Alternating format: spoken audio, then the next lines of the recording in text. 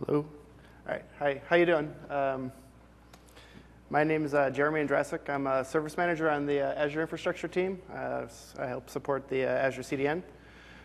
So I'm here to talk about using the Windows Azure CDN. So just to kind of recap the agenda, we're going to talk about why you'd want to use the CDN, talk about the CDN today, talk about some features that are coming up, some features that have just been implemented, and kind of walk through a quick demo. And then also ask your feedback about things we're doing good, things that we should change. Also, please feel free to ask questions throughout. I've also brought a bunch of cards, so if there's something I can't answer, or if you want something researched, feel free to come up and grab a card or hand me your card, and I can do that for you. And again, we'll have a question and answer session at the end as well. Just to kind of kick it off a little bit, I'm going to talk about how the CDN is easy to use. Let me just pull up and do a quick demo, or a quick demonstration. And you can use the CDN using Azure Storage as an origin, or a web role as origin. And I'm just going to actually pull a piece of content into Azure Storage. And then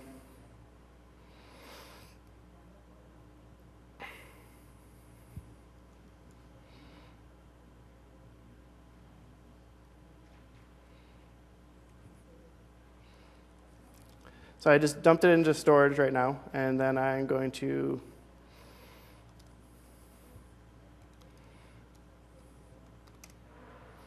and basically pulled it through. So I'm going to come back to this, again and again during the presentation, that the Azure CDN is fairly easy to use. It's a straightforward service, straightforward configurations, and it's straightforward to use. And just wanted to demonstrate, that's it in a nutshell. Drop some content into Azure Storage, and then you can be delivering from all of our nodes worldwide. And then just to see where this is actually delivering from.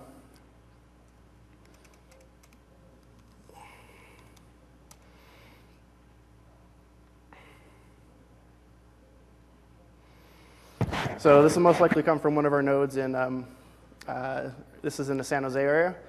So this was delivered from the Bay Area to here, and that's because that's where Microsoft is paired with this particular ISP.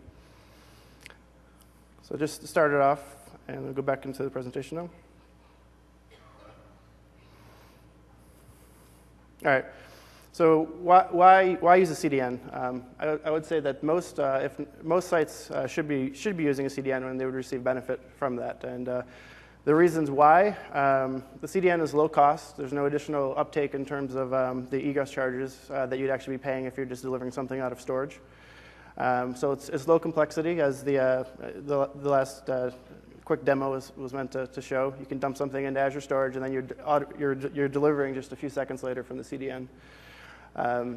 So instead of delivering from one location, one Azure location, or two Azure locations, if you're two or three if you're using a GTM, you're actually delivering from all the different Azure CDN points of presence. And I think right now we're up to 24 points of presence. So just by enabling the CDN, you're going to get a significant performance uptake. So why not use the CDN?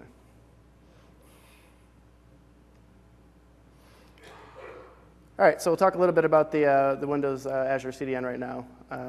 So right now, the Windows Azure CDN has actually been in existence for 3+ years at this time, and it was the Microsoft CDN. So a lot of Microsoft properties have been using it. So if you use things like Patch Tuesday, Zoom Video, Hotmail, Bing Maps, these have all been using the Windows Azure CDN for several years. So even though the Windows Azure CDN has only been available through the Azure Dev Portal for a year, it's actually been around Microsoft for quite a bit longer. Just with the Microsoft traffic, we're probably the third or fourth largest CDN in the world, not even considering all of our partners' traffic right now. So Microsoft has a lot of content and content delivery needs, and then we've actually exposed that through the actual Azure Dev Portal, so you guys can take advantage of the work and the peering and the different data center deployments that we have going around the world.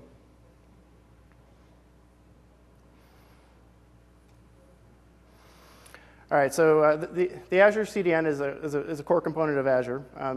who's here is using Azure? Is everybody? Okay. Who's here actually using the CDN or has played around with it? So less. Okay. Well, hopefully after this, everybody will quickly throw up a test account. So, so I said the Azure CDN is a core component of Windows Azure. It actually rides upon either Azure Storage or a compute role, so a web role or a worker role. So the Azure CDN is made up, as I mentioned before, a collection of nodes around the world. And the CDN actually uses Anycast, so the end users are actually routed to the closest node to them. So for example, if you have somebody in London and they're requesting content, they're going to get the content from our node in London. Somebody's requesting that same content from Tokyo, they're going to be getting it from our node in Tokyo. So basically, you're getting an end user to the closest network point for Azure and knocking out a lot of that network latency. And these are our actual nodes around the world. As I mentioned, we have 24 nodes, and I can go through these if anybody has specific questions. But lots of coverage in North America, EMEA, and Asia, and we're starting to grow in South America as well. So we actually have multiple 3+ terabits per second capacities at the moment, and right now we're anywhere from a normal day 200 to 400 gigabits per second, and during things like patch Tuesday, can scale up to several hundred, 700, 800 gigabits per second. So there's lots of headroom to grow, and we're continuing to grow and add capacity all around the world. And I'm sorry, I was supposed to announce earlier. If you could fill out the evaluation forms and hand them to the gentleman in the red on the way out. I guess there's been, or there's a box outside as well. All right, so CDN is used for static content. So if you're going to be delivering images, videos, things that are going to be CSS files, JS files, things that are going to be the same for all your different end users. The CDN actually provides you spike capacity because it is massively distributed, and we do groom your CDN accounts over time, so to right size it and make sure that we have enough servers that are actually serving your content.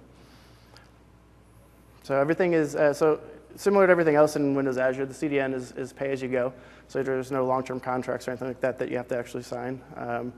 If you want to play with it and test it out, turn it on and then turn it off and then turn it back on later. You can do that, and you just build for actual egress.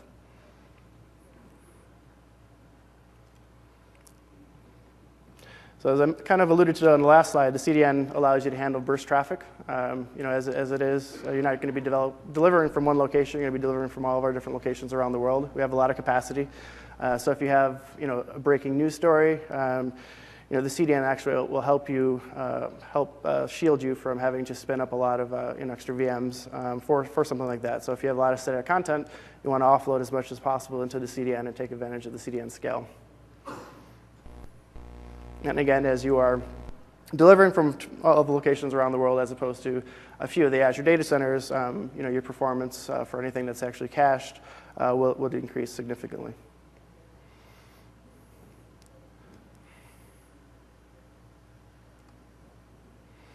All right, so we'll talk about some of the new things. So these are our newish points of presence. Seoul, Taipei, and Moscow. Qatar, our location in Qatar was the most recently added point of presence. And right now we're also working on deploying a node in Mexico City, and also we're working with a provider in the United Arab Emirates, so that's a little further out, but that will be our next node after Mexico City.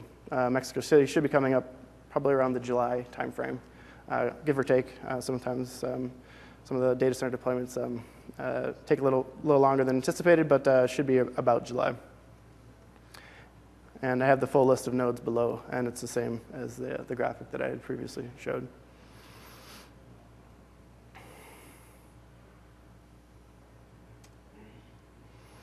All right, so there was a couple of releases, a couple of features that were actually released in the March Azure update. And we have just recently enabled SSL, HTTPS delivery. and also the ability to actually use the web role as an origin. Previous up to that point in time, it was just Azure Storage.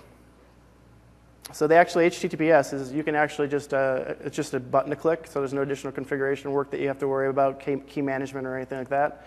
It's just a push button, and you can actually add SSL delivery with a minimum of work.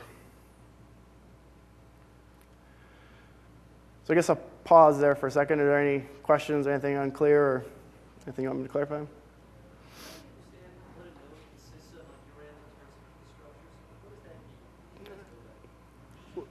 So the question was, what does a node consist of?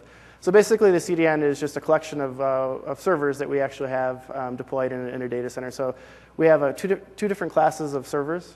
So we have what we call edge servers, which actually deliver the content. And then behind that, we actually have another layer called what we call parent caches, which basically is another layer that sits in between the origin, which would be sitting in an Azure data center. So basically, the edge servers are a little bit smaller, and then the parent caches have larger disks. So they're but just two basic commodity servers, and then one of the more important thing is the actual peering. So when we put in a new node, we'll come up with a few peers, and then we'll always be adding peers and rearranging. So it's just servers from a few dozen to several hundred, depending on the actual size of the node and how many different ISPs that we're paired with there. And we generally grow those and add additional server deployments, but small data center for us. Yep. Do you guys compare to, say, like Akamai and Limelight in terms of CDN capacity? In terms of capacity? No, sorry, not capacity, but performance. So we actually collect performance metrics and compare ourselves to all the different external CDNs. And we find that we're comparable, a little better, a little worse than all of those. And depending on the file size, we tend to be a little bit better on smaller files.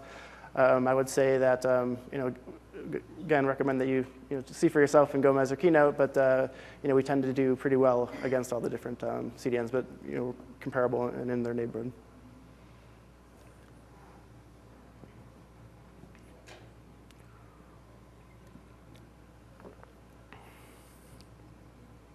All right, as I mentioned before, the CDN is actually easy to configure. It's basically, I would say, two clicks or 2 or 3 clicks.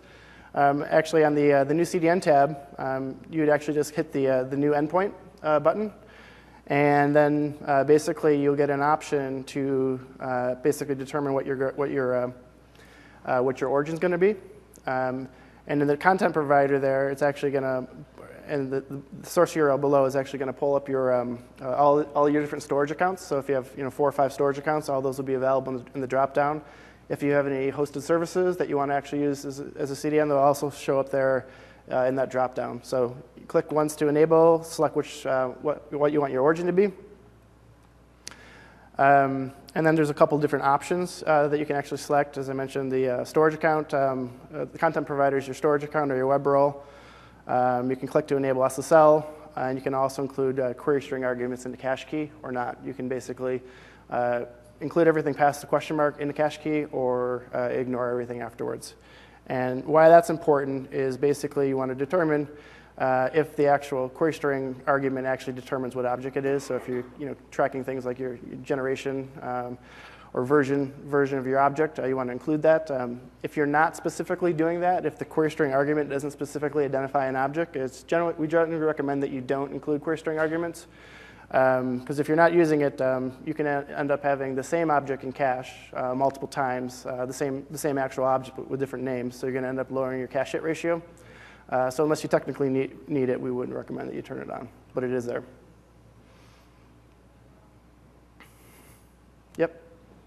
Just so I get that right, I have my content up somewhere on my server. Just tell you guys, okay, if someone requests content, you look it up once on my server, cache it on your stuff, deliver it through your CDN. Yeah, right now we can only have an origin that's actually in Azure. So it's an Azure storage account or an Azure web hosted service. So we can't actually point to servers that are outside of Azure. But the concept is exactly right. the content is stored in either your Azure storage account or your Azure VM role, and then we basically, if somebody requests it, it comes into the edge, and then we'll say, the edge server will say, do I have it? Do I have it in cache? If they have it, they'll deliver it to them. If not, it'll go to the parent cache. If not, go back to the origin and pull it. And then the next time somebody asks in that region, they'll be delivered from that node. Okay, so what does the deployment process look like? So I have new content that I want to get up there. Is that just Yeah, from the actual, what I did to start off the presentation, if you're actually using Azure Storage, you can actually write to Azure Storage your new content with a blob manager or the storage API. So you just basically write the new content in there. If it's a new file, a completely new object, you're good to go. If you're actually updating an object that exists but not changing the name, basically your end users wouldn't see anything until your TTL expired. So if you have something that actually changes quite frequently, you might want to set a lower TTL. But if you have an object that you don't expect to change, you'd want to set a higher TTL. but I can circumvent that by having this kind of query string like with the Yeah, so if you were using a query string argument to actually identify version 1, version 2, that would actually be a different file name, and you would be all set, your new file. And we would consider it a best practice also to, or if it's possible, to actually have a brand new file name, because we will honor the TTL, but there's a lot of downstream proxies and caches that we can't guarantee that everybody will see that. So if you want everybody to see it at one time, it's best to change the file name. It's the most control. Yes? Are the purge controls enabled? Say if you're sending out like a huge email campaign and something was screwed up in some of the image tags, the capabilities of actually purging that image from the... Yeah, right now you'd have to open up a support ticket. We actually have a purge API that will be releasing shortly. Then you'll actually be able to do that in a programmatic manner. But that's actually not currently exposed in the portal. But if you had a mistake, you could call somebody up and we could take care of it for you. Obviously not as quick as if you could do it yourself, but it is on the roadmap, and it should be here relatively soon. But I don't have a specific date.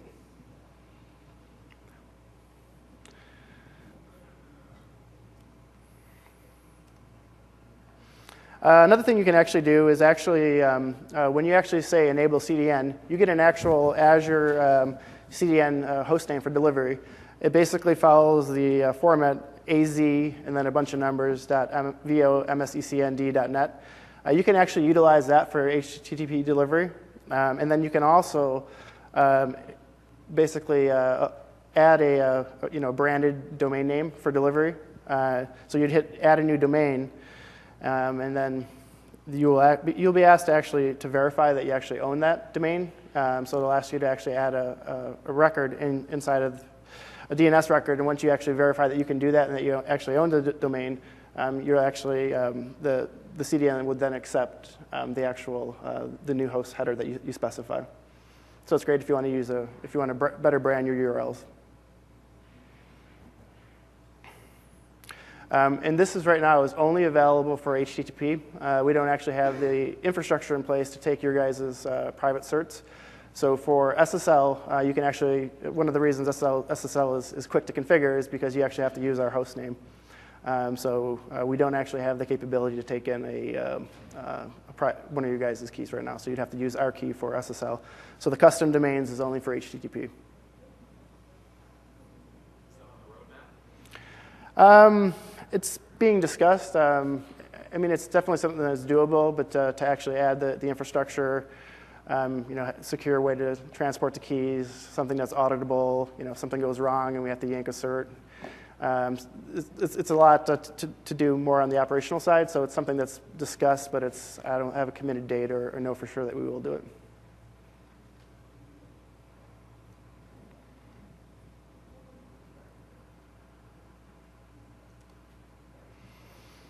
Okay, so pricing is pay as you go, as I mentioned before. In the US and EMEA-based nodes, it's 15 cents per gigabyte delivered. And in the rest of the world, so our nodes in Asia and in South America, it's 20 cents per gigabyte delivered. If you use existing CDNs or some of the other CDNs that are out there, many of them actually bill a 95.5 network peak utilization. So this is a slightly different model. So this is actually gigabytes that you delivered. We actually also have a transaction fee of 1 cent per 10,000 transactions. And then in addition to the CDN, you'd be also paying, for your storage fees or the VM rental fees for the actual VMs if your VM was Azure was the origin.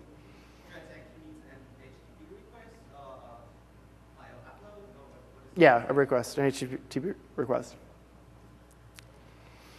One question that we get quite a bit is that basically Azure Storage also has a transaction fee cost, and people are worried that it's double counting and that it will be a significant price driver. And I just put this slide together to basically kind of go through that.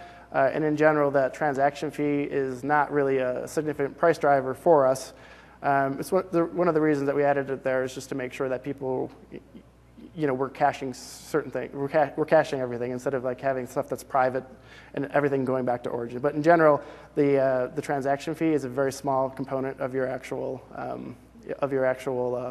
bill. It's it's mostly egress.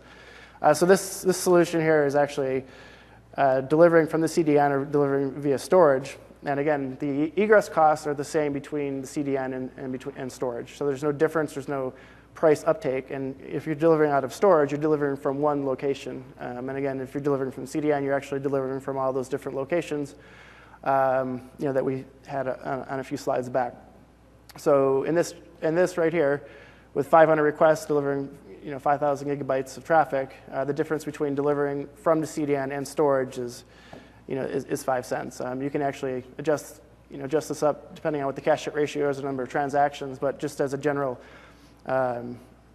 illustration, the transaction fee is not a significant cost driver, and it's you're not going to be like double billed, and so basically it's very similar cost to deliver from the CDN as delivering from Azure Storage. Any questions on that? Is that clear or clear as mud? Okay. Okay, we have a few. These are the next things that we're actually working on. We actually talked about the Purge API a little while ago. We just had an announcement with Signiant. I'm not sure if you're familiar with them, but they do file transfers and workflows and things. We've been working with them for a while to actually deliver content into Azure Storage. A lot of our large CDN partners that deliver, have huge libraries actually utilize them. So they've actually wrote a connector for Azure Storage, and then we're working with them right now. CTP should be in the next month or two. We're actually internally launched it with Xbox, and we'll be working through and hoping a more general CTP in the next month or two. The Purge API we mentioned. The other actual item that was released was actually adaptive bitrate streaming using the Azure CDN. Up until this point in time, you actually couldn't use the Azure CDN to stream Silverlight Smooth Streaming. And basically, the Azure Storage is not an IS-based origin. It's a storage platform. So we actually have developed the code to actually allow you to actually utilize Azure Storage as origin. And basically, all you need to do is upload the content from Expression Encoder into Azure Storage and click the Enable CDN, and then you could actually deliver the adaptive bitrate streaming. This is actually in internal CTP right now, so we're actually working through it with internal Microsoft properties to make sure that once we enter in general CTP that you have the best experience possible. But this is, like I said, it's an internal CTP right now. And hopefully in the June timeframe, would be an external CTP available for everybody.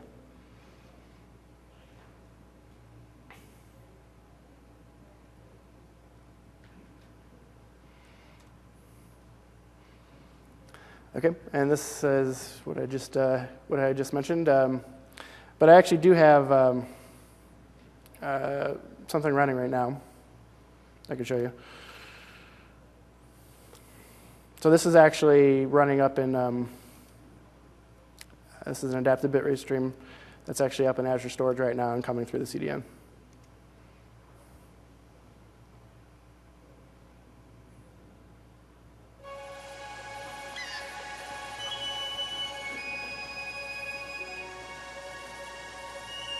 But in general, it's just there's no additional development required. Once you encode the content, you can upload it, and you're just downloading like you are any other video from the Azure CDN standpoint.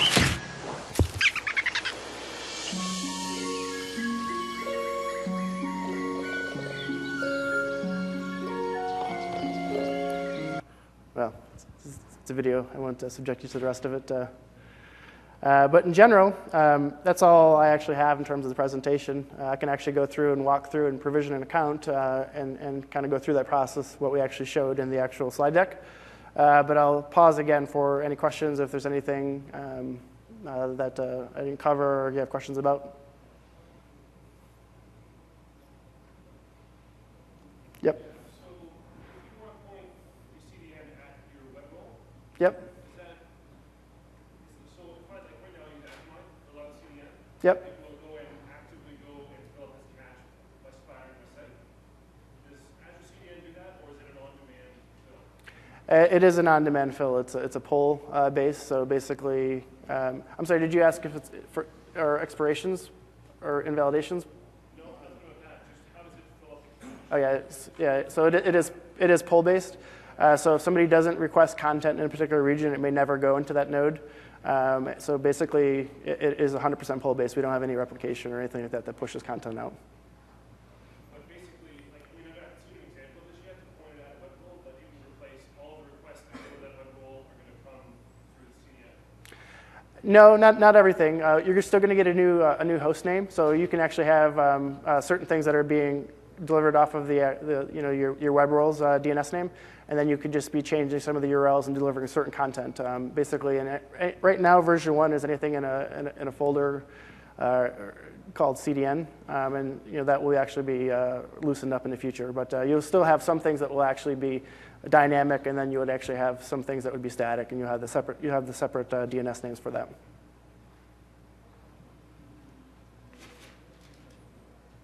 Yep. Are you going to support a default document so you could host a static website? For Azure storage, I don't know that that's on the roadmap or it's been discussed, but you could actually do that for the web role. You have an IS-based origin, so you could actually deliver the site that way. But then I'm paying 12 cents an hour versus 15 cents per gig per month. So if I wanted a static website and I wanted it to be really cheap, I could do it in Azure storage, except for the fact that I don't get a default document. Yeah, I don't know. If you want to leave a card, I can actually look that up and ask if it's been requested. I don't know that it's on the roadmap, but I can find out for you.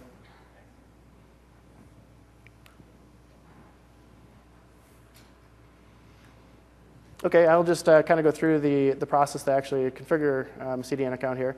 So actually, if I go into the storage accounts tab, you can actually see that I actually have 5 different storage accounts set up right now. And then if I actually go to the CDN tab, you can actually see that I actually have, on 3 of those, I actually have defined CDN endpoints for those. So if I actually wanted to add a CDN endpoint, I would actually go hit new endpoint,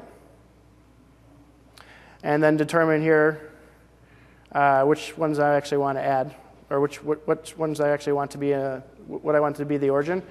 So if you have any hosted accounts, web roles that actually show up here right now, you see that I had 3 CDN endpoints defined already.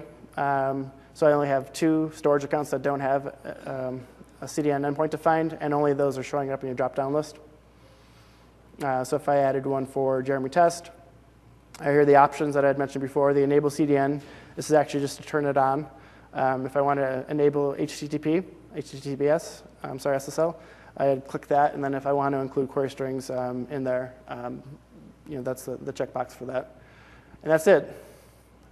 So basically, it's the initial hit, and then a couple checkboxes, the initial click, then a few checkboxes, and then you hit create. So this is actually saying that it can take up to 60 minutes worldwide for DNS replication. It's usually a little quicker than that, but that's a fairly safe conservative estimate. And that's it. You've created a CDN provisioning. You can actually go down and select it, and then actually see the endpoint name that was defined. And as I had mentioned before, the actual CDN DNS name, you have AZ and then a number.vo.msecnd.net. So this is what you can actually start delivering from with immediately after the DNS replication time goes through. And this is actually created up. You can tell here that its query strings are not enabled and the protocols that you actually have. I had also mentioned earlier that I could actually say I want to actually add a DNS name to here, a branded or a DNS name that you guys would own.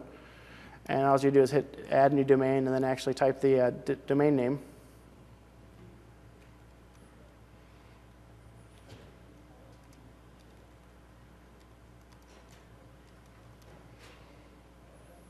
And then hit create. And I had mentioned before that you have to actually verify that you own that.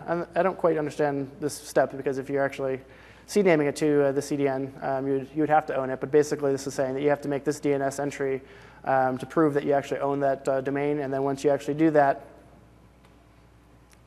so that long item there in verifyazure.com. And then once that actually occurs, once you actually make that DNS change, all you have to do is hit validate, and then again, within about an hour, you can actually start delivering on that new host name. So again, that's only for HTTP, but that's actually the steps that are actually involved.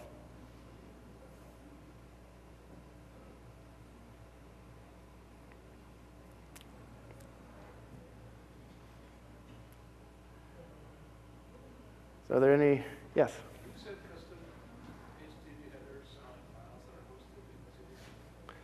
Like which ones? If you wanted to just change a content type HTTP header.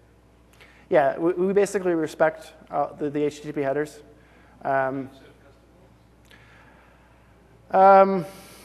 Well, the primary ones for the CDN are the TTL, and if you actually set it public or private, which sort of custom TTL or what sort of custom headers are you? Just anything, any key value.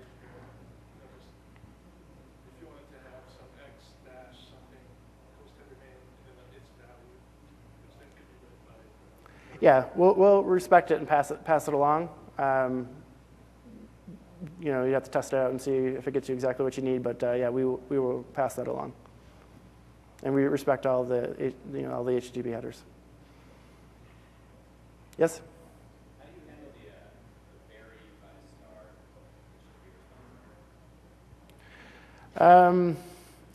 It's not very well defined. Yeah, we don't actually do anything with that at the time. Right now, we don't actually do anything with that header. Yeah, we don't actually do anything with that. Yeah.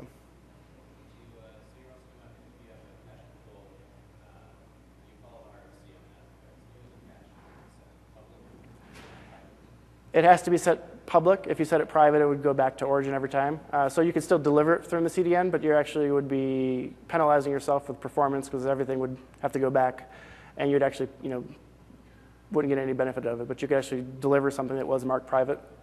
It would just go back to origin. It wouldn't cache it.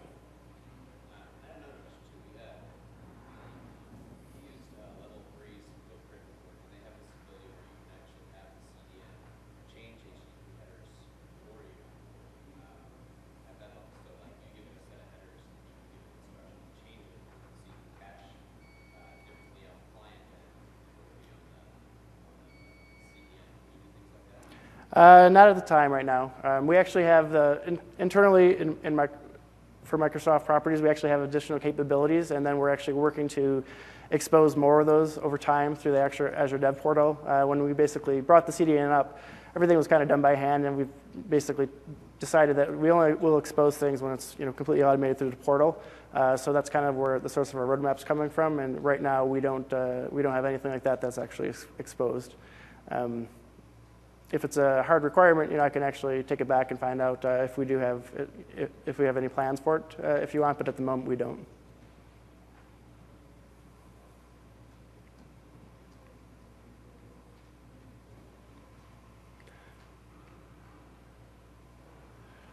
Are there any other questions or?